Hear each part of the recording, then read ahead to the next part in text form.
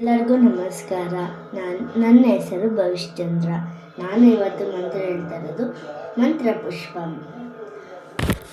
ಓಂ ಯೋಪಾಂ ಪುಷ್ಪಂ ವೇದಾತ್ ಪುಷ್ಪವಾನ್ ಪ್ರಜಾವಾನ್ ಪಶುಮಾನ್ ಭವತಿ ಚಂದ್ರಮಾ ವಾ ಅಪಾಂ ಪುಷ್ಪಂ पुष्पवान् प्रजावान् पशुमान् भवति या एवं वेद योपामायतनं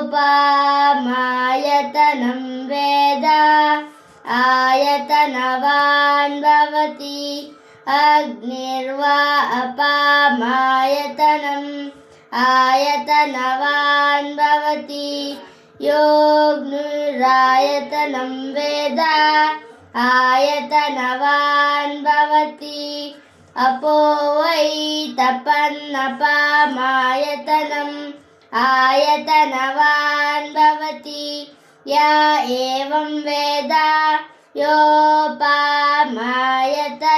वेद आयतनवान् भवति वायुर्वा अपामायतनम् आयतनवान् भवति